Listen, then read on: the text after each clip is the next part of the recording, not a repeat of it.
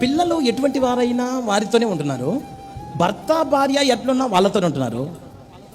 ఎంత అనారోగ్యంగా ఉన్నా బతకటానికే నానా రకాల తిప్పలు పడుతున్నారు.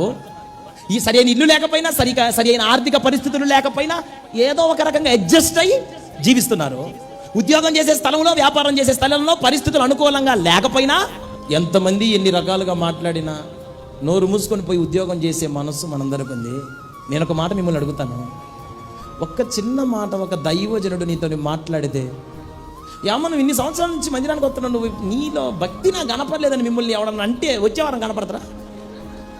మామూలుగా నేను మిమ్మల్ని నిలబెట్టి, సిస్టర్ మీరు ఎంతకాలం చూస్తున్నారు చర్చ్కి అంటే, నేను పాస్టర్ గారు అంటే, మీరేనమ్మా అంటే, నేను 10 years నుంచి వచ్చిన పాస్టర్ గారు. ఓ వండర్ఫుల్ మా, 10 years యా పాస్టర్ గారు, 10 years నుంచి వచ్చి నువ్వేం తగలు పెట్టావమ్మా అంటే, నేనేం లేదు పాస్టర్ గారు, వాక్యాన్ని తగలు పెట్టాను పాస్టర్ గారు. నువ్వు చెప్పిన ఒక్క మొక్క నా గుండెలో లేదు పాస్టర్ గారు.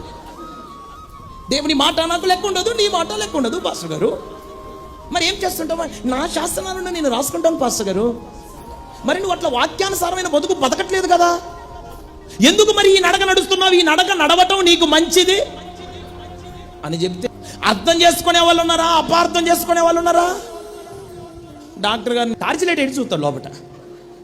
నా నోట్లో నువ్వేమో టార్చిలైట్ ఎట్టి, రే నువ్వు ట్యాబ్లెట్ కావాలంటే, సూజీ కావాలంటే, ఆపరేషన్ చేయ, టార్చిలైట్ ఏందా మనం వేసేది, నీ మీద క్రిమినల్ కేసు పెడతానంటే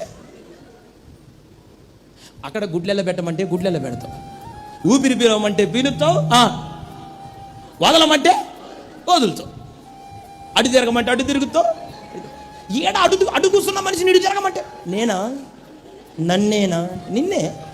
సోనియా గాంధీ చెల్లివా, నేను మీతో చెప్పే మాట, మీరు దేవుని వాక్యానికి, దేవుని సన్నిధికి సమీపంగా బ్రతికే వ్యక్తులైతే, మీరు సిలువకు శత్రువులుగా గాక సిలువను ప్రేమించిన వ్యక్తులుగా మీరందరూ మార్చబడతారు.